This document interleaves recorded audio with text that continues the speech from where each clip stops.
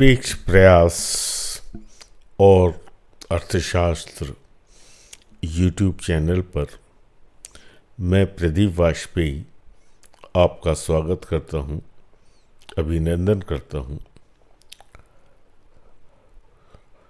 Dynamic cooperation के परिचय introduction के part organized manifestation of competitive and cooperative spirit, इस सबटाइटल के पैराग्राफ 1 और पैराग्राफ 2 के बारे में हम आज कुछ चर्चा करेंगे। इसके पहले जो इकोनॉमिक सिग्निफिकेंस, आर्थिक महत्व, इन दो भावनाओं का क्या है और इसकी उपेक्षा के क्या दुष्परिणाम उपभोक्ताओं को, कंज्यूमर को आज भुगतने पड़ रहे हैं, इसके बारे में चर्चा हम कर चुके हैं।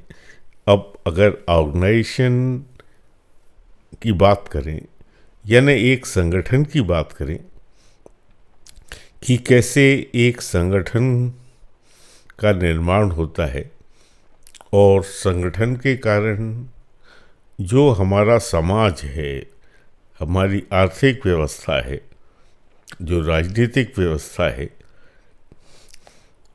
ये संगठनात्मक इसके क्या परिणाम निकलते हैं, जो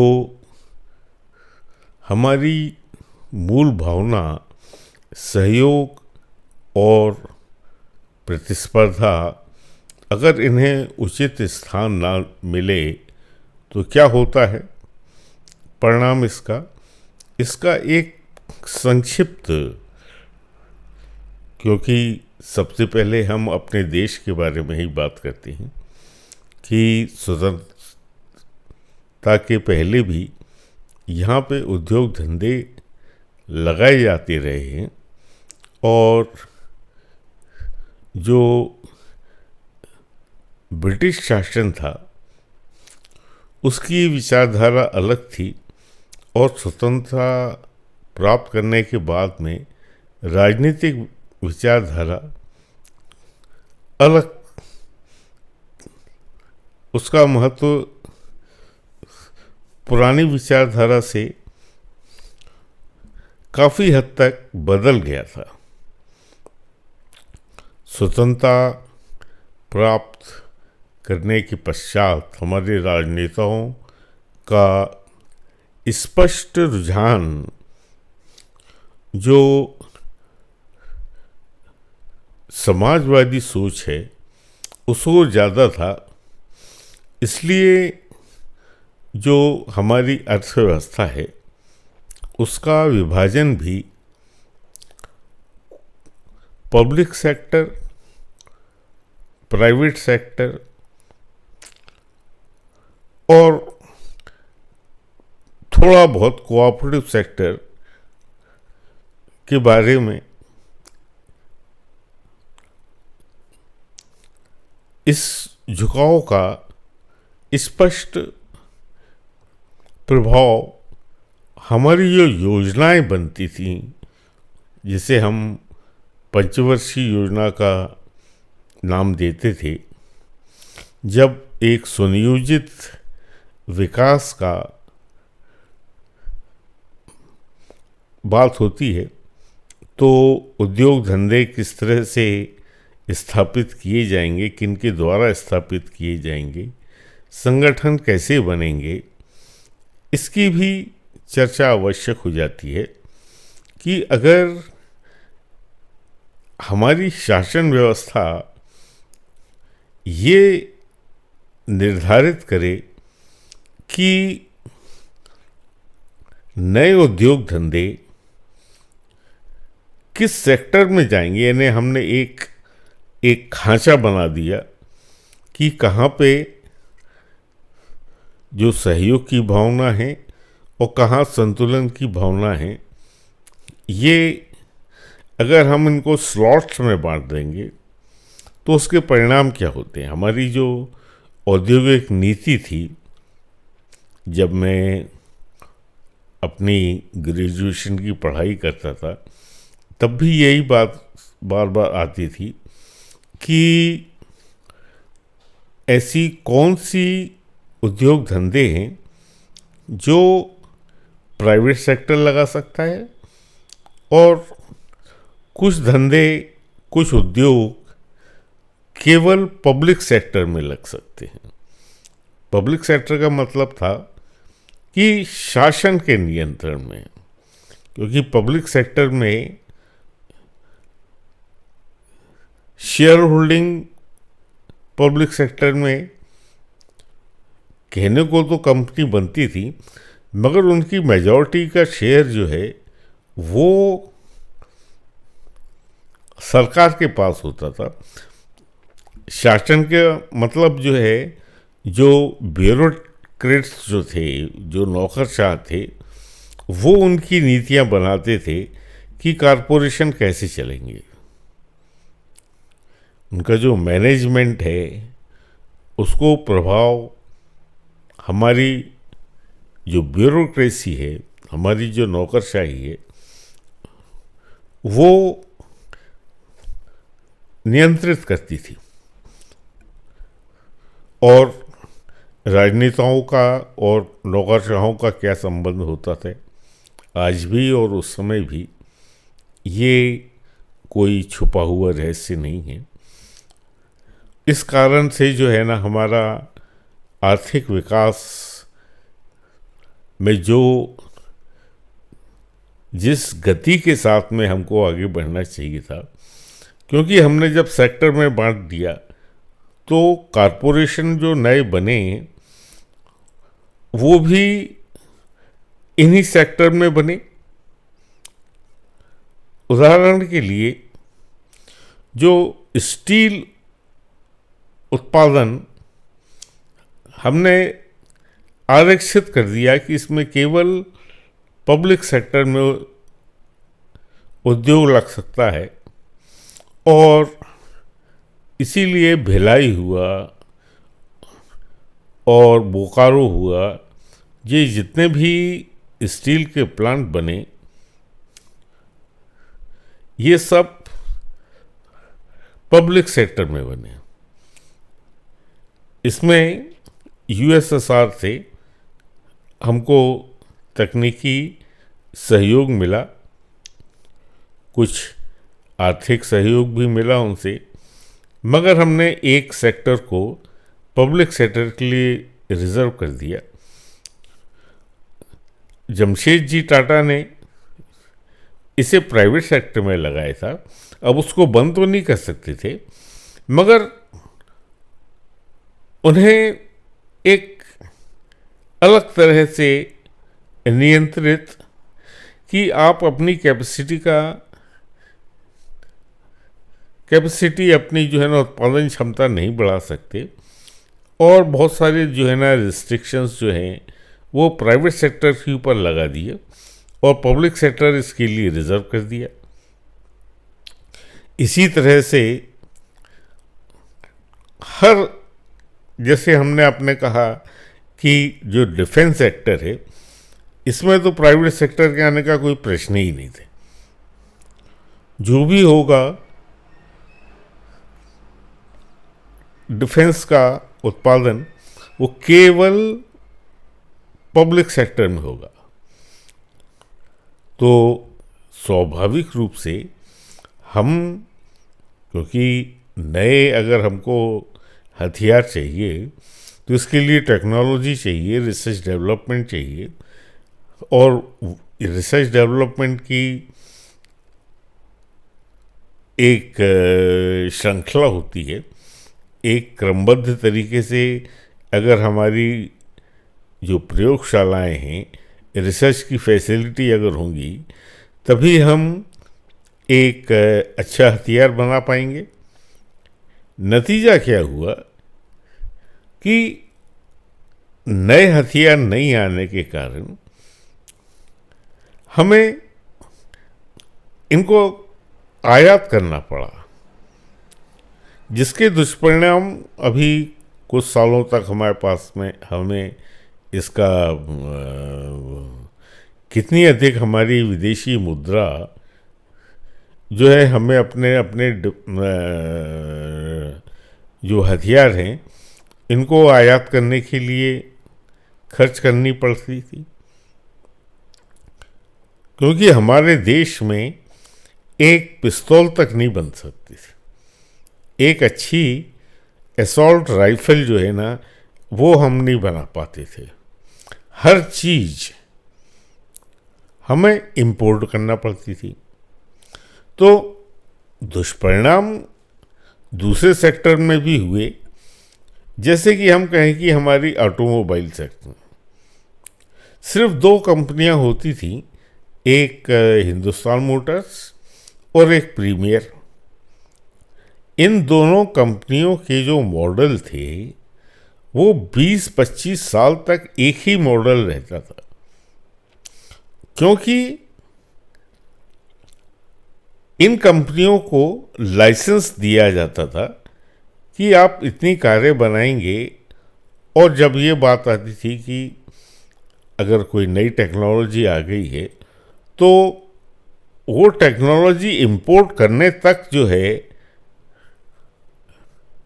उस पर नियंत्रण हमारी नौकरशाही का रहता था। नौकरशाही का मतलब जो भी हमारी राजनीतिक व्यवस्था है वो उससे निर्धारित करती थी कि इस ऑटोमोबाइल सेक्टर का आकार कैसे, क्योंकि उनकी दृष्टि राजनेताओं की दृष्टि से कार एक विलासिता की वस्तु थी। इसीलिए ऑटोमोबाइल सेक्टर का मॉडर्नाइजेशन उस समय जो है ना हो ही नहीं पाया। अगर 10 साल तक जो है अगर एक ही मॉडल चल रहा है, इसका मतलब जो है ना इसकी उत्पादन प्रक्रिया हर तरह से जो है ना बाधित रही। कंपनी अगर चाहती भी कि हम जो है ना कॉम्पिटिटिव बने, नए मॉडल लाएं, उपभोक्ताओं की जो ज़रूरत है उसको वक्त के साथ में इसमें बदलाव करें, तो ये संभव नहीं हो पाता था। कहने का तात्पर्य ये है कि पब्लिक सेक्टर जब इस तरह से अपनी मैनेजमेंट को करेगा और उत्पादन की प्रक्रिया में अगर प्रतिस्पर्धा की जो भावना है उसे गायब कर दिया जाएगा, उसे उचित स्थान नहीं बनेगा, तो पब्लिक सेक्टर अपने आप में एक सफ़ेद हाथी बन गया। सफ़ेद हाथी बनने का मतलब आर्थिक दृष्टि क्या है कि वो वायबल नहीं था। इसके दुष्परिणाम जो हमारी विचारधारा हमने जो है ना जिस प्रभावित होकर हमने अपनी विचारधारा को अपनी आर्थिक विकास में परिभाषित करके जो सेक्टर तो हमने बना दिए, मगर सहयोग की भावना और प्रतिस्पर्धा यानी कॉम्पिटिशन की भावना के साथ में इसका संतुलन नहीं बनाया। इसका दुष्परिणाम अभी कुछ सालों पहले तक यानी कि 1991 में जाके हमारी अर्थव्यवस्था को जो प्राइवेट सेक्टर में ज़्यादा महत्व देने की उन्होंने घोषणा करी। ये प्रक्रिया आज भी चालू है और हम देख रहे हैं कि आज की तारीख में उदाहरण के लिए जो L&T जो है एक प्राइवेट सेक्टर की कंपनी है, वो फील्ड गन्स जो है ना बना रही है।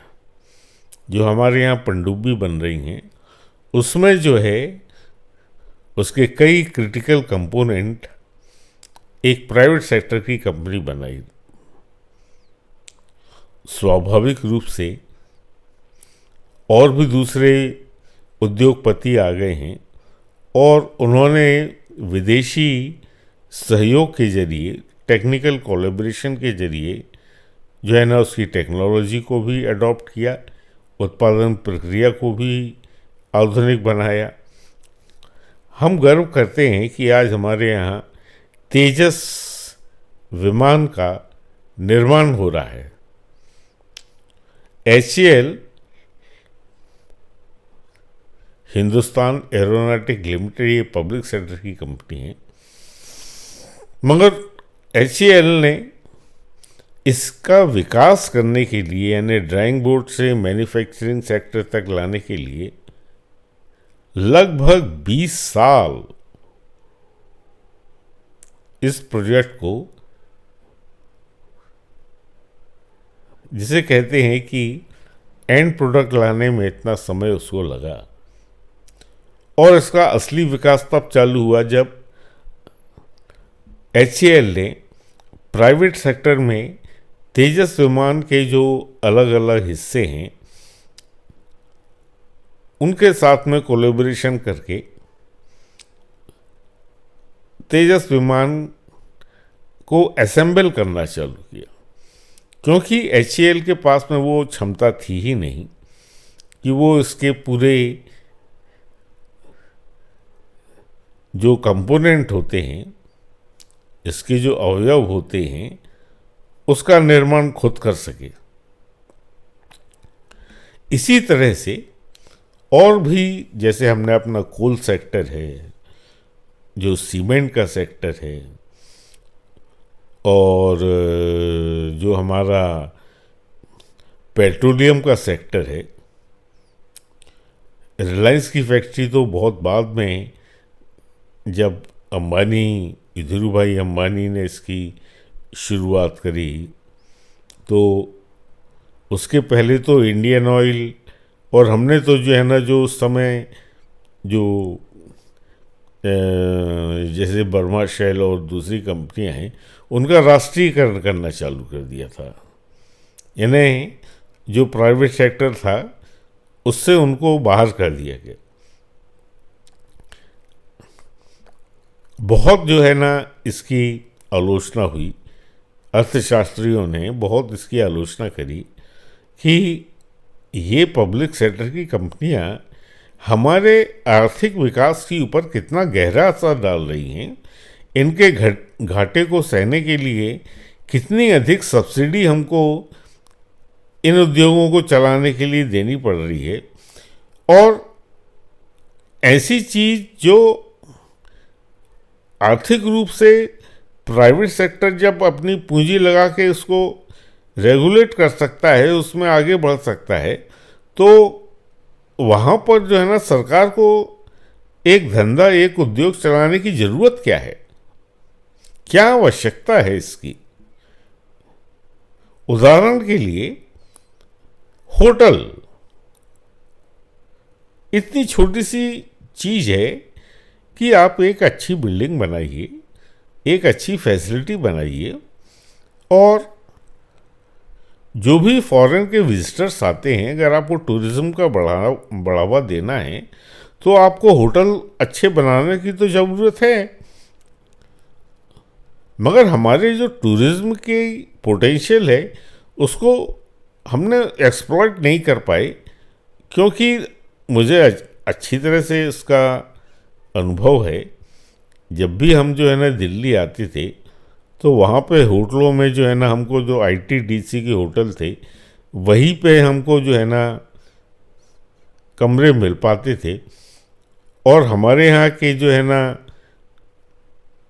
ट्रैवलिंग रूल्स थे उसके हिसाब से हमको केवल उन होटलों के किराए का रियम्बर्समेंट मिलता था जहाँ जो प्राइवेट सेक्टर की हों, नहीं सॉरी पब्लिक सेक्टर की हों। मजबूरी थी। नतीजा क्या हुआ कि सिर्फ एक अशोका होटल और आईटीडीसी के कुछ दूसरे होटल जो थे कनॉट प्लेस के आसपास, सिर्फ वही होटल बने। ताज होटल तो बहुत पहले से टाटा ग्रुप के पास था। उन्हें तो ये अनुमति बाद में मिली कि वो अपने दूसरे होटल बनाएं, और जब ताज होटल के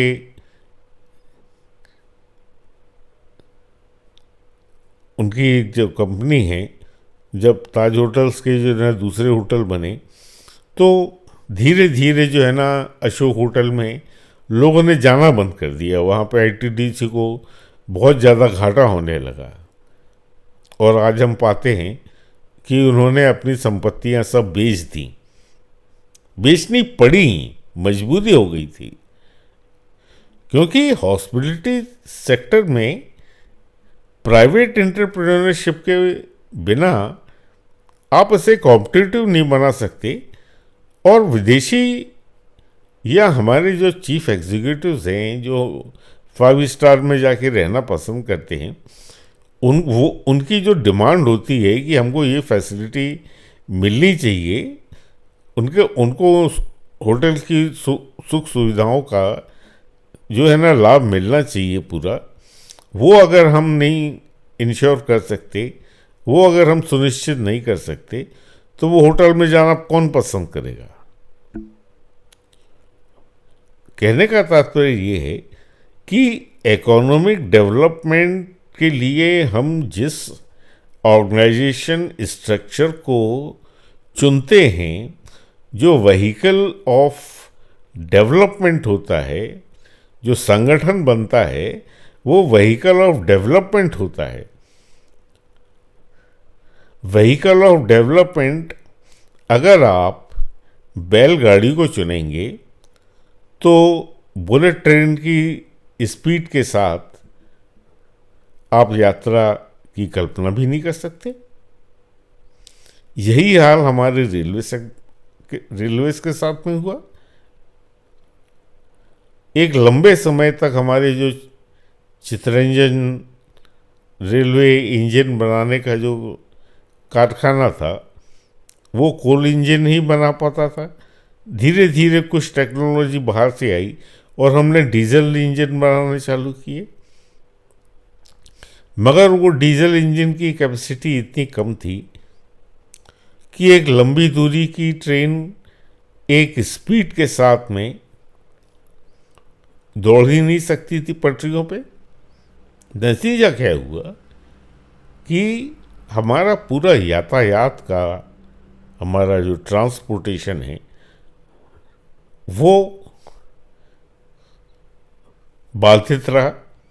यानी उसमें जो इतनी उन्नति होनी चाहिए कि जब तक तेज गति से जो है ना ट्रेन नहीं चलेंगी, मालगाड़ियाँ नहीं चलेंगी, पैसेंजर ट्रेन नहीं चलेंगी, तब तक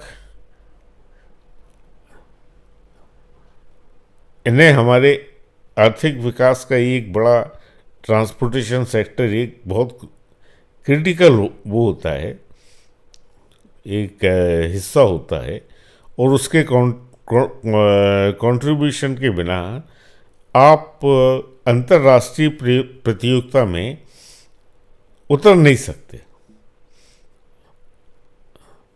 क्योंकि अगर ओवरहेड जो हैं एक लिमिट के बाहर रहेंगे तो आपकी जो उत्पादन लागत है वो प्रतिस्पर्धा का सामना नहीं कर पाएगी, और इसके परिणाम जो है ना अभी भी जो है हमारी अर्थव्यवस्था को भुगतने पड़ रहे हैं।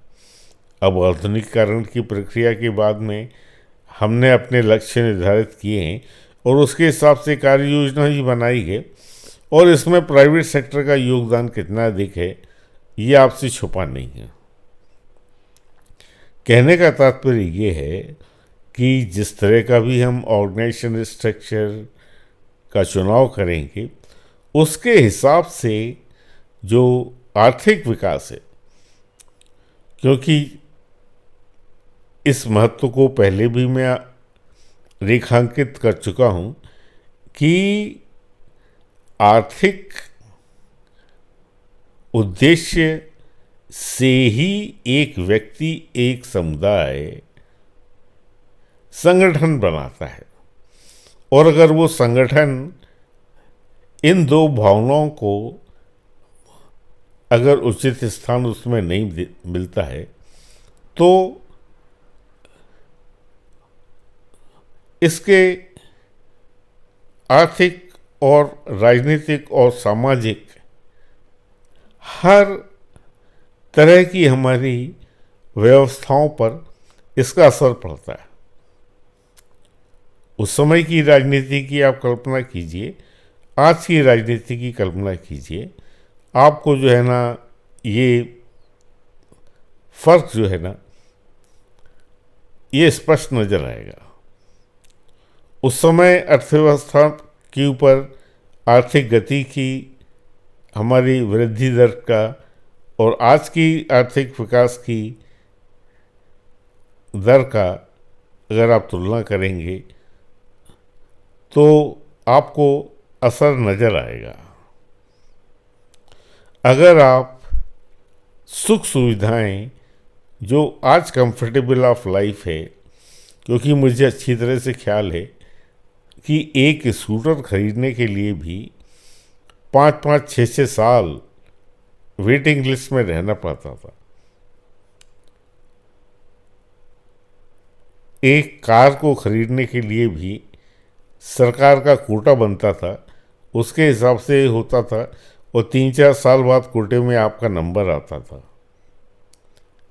और आज का आप परिदृश्य देखिए, क्योंकि हमने विदेशी तकनीक का बाहर की दूसरी कंपनियों को आने से रोका नहीं। पहले तो ये रिस्ट्रिक्शन रहता था कि विदेशी कंपनियां इन सेक्टर में आ ही नहीं सकती, वो अपनी पूंजी लगा ही नहीं सकती, उनको लाइसेंस लेना पड़ता था। और लाइसेंस कौन देता था? हमारे जो राजनीतिक नेतृत्व है और जो हमारा जो ब्यूरोक्रेसी है वो डिसाइड करते थे। और लाइसेंस कैसे बांटे जाते थे उस समय जो है ना, कि बिना किकबैक के जो है कोई चीज़ होती ही नहीं थी। कहने का तात्पर्य ये है कि जिस तरह से का ऑर्गेनाइजेशन स्ट्रक्चर हम इसका चुनाव करेंगे उसके अनुसार ही हमारी सामाजिक और आर्थिक संरचना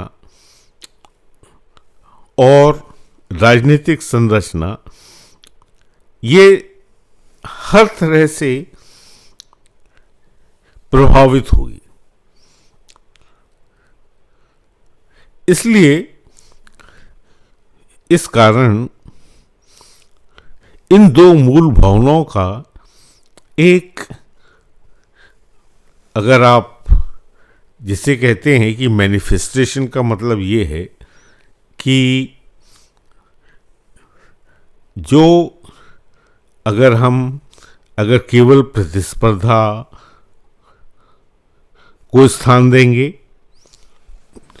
तो उसके क्या परिणाम निकलेंगे, और अगर हम केवल सहयोग को की भावनाओं को, बेसिक इंस्टिंक्ट को हम महत्व देंगे तो क्या परिणाम निकलेंगे। इन दोनों के बीच में एक गतिशील संतुलन स्थापित किया जाना ये बहुत अधिक महत्वपूर्ण होता है। दूसरी अर्थव्यवस्थाओं के साथ में अगर हम बात करें तो हम अगर पिछड़ गए थे तो इसके सटीक जो है ना एनालिसिस जो है, इसका विश्लेषण अर्थशास्त्री समय समय पर करते रहते हैं और यही तथ्य सब सामने रखते हैं कि अगर आप केवल प्रतिस्पर्धा को पूजा करेंगे इसकी, अर्थव्यवस्था में केवल प्रतिस्पर्धा की भावना की पूजा करेंगे। तो जिसे मैंने कहा कि अगर आप एक दैत्य की पूजा करेंगे तो दैत्य से आप भगवान तो नहीं प्राप्त कर सकते, वो मार्ग अलग है। भगवान की पूजा अगर आप करेंगे तभी आपकी आत्मा को शांति मिलेगी। और अगर आप दैत्य की पूजा करेंगे तो समाज में जो दानवी शक्तियां हैं उनका महत्व बढ़ जाएगा, उनका स्थान बढ़ जाएगा। कहने का तात्पर्य ये है कि ये एक मूल भावना का संतुलन कितना अधिक महत्वपूर्ण होता है, और अगर इसे आर्थिक विकास की प्रक्रिया में एक ऑर्गेनाइज्ड स्ट्रक्चर के रूप में, एक संगठन में इसको बनाने में, उसके संचालन में अगर इन दो भावनाओं का उचित सम्मिश्रण, उसका कॉम्बिनेशन अगर नहीं है तो उसके क्या परिणाम निकलेंगे, ये हमारी चर्चा का आज का विषय था जिसका हमने शुभारंभ किया। और अभी आगे के सत्रों में हम इसे और विस्तार के साथ में इसकी चर्चा करेंगे। मैंने केवल आज के सत्र में इतना रेखांकित किया कि अर्थव्यवस्था को आप सेक्टर में नहीं बांध सकते, ना बांधना चाहिए कि कौन क्या करेगा, कौन कैसा करेगा। कुछ नीतियों के जरिए, कुछ पॉलिसीज के जरिए जरूर शासन का नियंत्रण होना चाहिए, उसके ऊपर ये भी अनियंत्रित नहीं रहना चाहिए। मगर ये रेगुलेटरी जो आवश्यकता है, ये शासन को किस भावना के साथ में करना चाहिए, ये ज़्यादा महत्व की बात है। और हमारी क्योंकि आज की राजनीति विचारधारा के आधार पर नहीं है, तो हम उस टकराव की स्थिति को तो जो है ना अपने अर्थव्यवस्था में नहीं देख रहे हैं कि पूंजीवाद क्या है और समाजवाद क्या है, इसका टकराव तो नहीं है सामने। मगर इतना अवश्य मैं कह सकता हूँ कि आज भी जो शासन